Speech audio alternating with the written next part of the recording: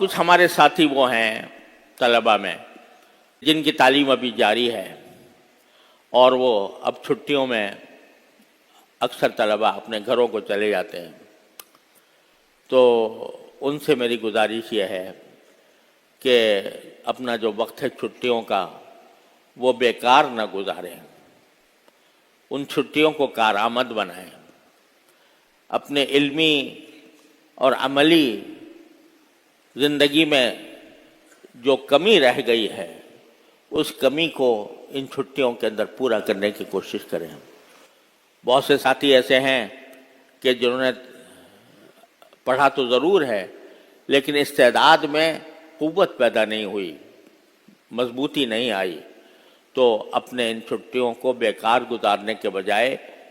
کسی استاذ کے ذریعے یا کم از کم خود اپنے ذاتی مطالعے کے ذریعے اس کمی کو پورا کرنے کی کوشش کریں۔ اگر قرآن کریم کی تجوید میں فرق ہے، ابھی تک تجوید صحیح نہیں ہوئی، بہت سے افسوس ہوتا ہے کہ اوپر تک بعض اوقات طالب علم چلے جاتے ہیں لیکن قرآن کریم کی تجوید کو صحیح طریقے سے ادا کرنے کا ان کے اندر وصف پیدا نہیں ہوتا، تو اس زمانے کے اندر اپنی تجوید درست کریں۔ اگر کسی کو عربی تحریر و تقریر کے اندر کمی ہے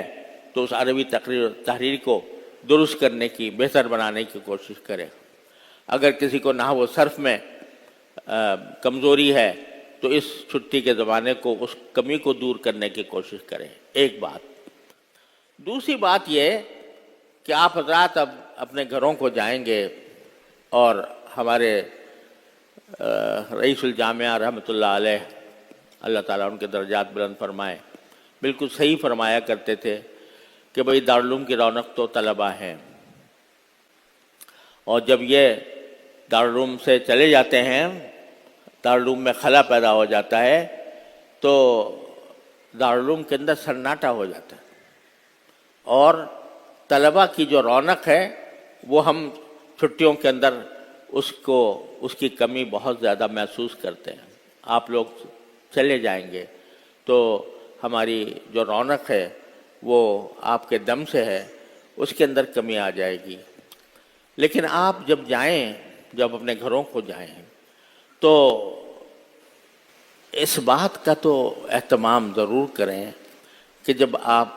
اپنے گھروں کو جائیں، اپنے خاندانوں میں جائیں، اپنے والدین کے پاس جائیں، اپنے رشتہ داروں کے پاس جائیں، تو ان کو آپ کی زندگی میں کچھ تبدیلی نظر آنی چاہیے۔ یہ محسوس ہونا چاہیے کہ ہمارا خاندان کا یہ فرد پہلے نماز باجماعت کا پابند نہیں تھا، اب نماز باجماعت کا پابند ہے، تکبیر اولیٰ کی پابندی کرتا ہے۔ پہلے اس کے منہ سے جھوٹ بھی نکل جاتا تھا، اب جھوٹ نہیں بولتا۔ پہلے اس کے اندر اس کے اخلاق جو ہیں وہ ایک اچھے مسلمان کے اخلاق نہیں تھے، غصہ اس کو بہت آتا تھا، تو اب وہاں سے پڑھ کر آیا ہے تو اس کے اخلاق میں تبدیلی آ گئی ہے، اس کے اندر لوگوں کا خیال پیدا ہو گیا ہے، اس کے اندر پہلے والدین کی خدمت کا جذبہ نہیں تھا، اب یہ پڑھ کر آیا ہے تو والدین کی خدمت کا جذبہ اس کے اندر موجود ہے۔ پہلے اس کے اپنے بڑوں سے عزت کے ساتھ بات نہیں کرتا تھا، اب آیا ہے تو اس کے اندر یہ جذبہ موجود ہے، بڑوں کی عزت کا، بڑوں کے احترام کا۔ پہلے چھوٹوں پر شفقت نہیں تھی، چھوٹوں کے اوپر ناراض ہو جایا کرتا تھا، اس کو مار دیا کرتا تھا، اب یہ تعلیم حاصل کر کے آیا ہے تو اپنے چھوٹوں پر شفقت کا مظاہرہ کرتا ہے۔ یہ تبدیلی آپ کے گھر والوں کو، خاندان والوں کو آپ کی زندگی میں نظر آنی چاہیے، اور چھٹیاں جب گزاریں تو اس کے اندر اپنے آپ کو ایک صحیح پکے مسلمان کی تصویر بنا کر گزاریں، اس کی کوشش کریں۔ ایسا نہ ہو، ہمارے حضرت والد صاحب رحمۃ اللہ علیہ فرمایا کرتے تھے کہ جا حمارن صغیرن ورجا حمارن کبیرا، پہلے چھوٹا گدھا بن کے آیا تھا، اب بڑا ہو کر بڑا گدھا بن کے پہنچ گیا۔ تو خدا کے لیے اس انجام سے اپنے آپ کو بچائیں۔ چھٹیوں کو استعمال کریں اپنی تعلیم کی بہتری میں، اپنی تربیت کی بہتری میں، اپنے اخلاق کی بہتری میں، والدین کی خدمت میں۔ سارے سال والدین کا اتنا بڑا حق ہے، سارے سال انہوں نے قربانی دے کر آپ کو جدا رکھا.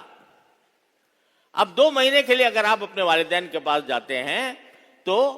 آپ کے اوپر سب سے بڑا حق یہ ہے کہ اپنے والدین کی خدمت میں اپنا اوقات گزاریں، خدمت کریں ان کی، اور ان کو پتہ چلے کہ ہمارا جو بیٹا ہے وہ اچھے اخلاق سے آراستہ ہو کر آیا. یہ چند باتیں ہیں جو مجھے بطور نصیحت کے آپ حضرات کو کرنی تھیں، اور اب میری دل سے دعا ہے کہ اللہ تعالیٰ آپ کو صحیح معنی میں طالب علم بننے کی توفیق عطا فرمائے، اور جب آپ واپس جائیں تو ایک بہترین سچے اور پکے مسلمان کی حیثیت میں جائیں، اور وہ آپ کے اخلاق میں، آپ کے کردار میں، آپ کے عمل میں یہ علم جو ہے وہ منعکس نظر آئے، اس کا عکس آپ کے اعمال کے اندر نظر آئے. اللہ تعالی ہم سب کو اس کی توفیق عطا فرمائے.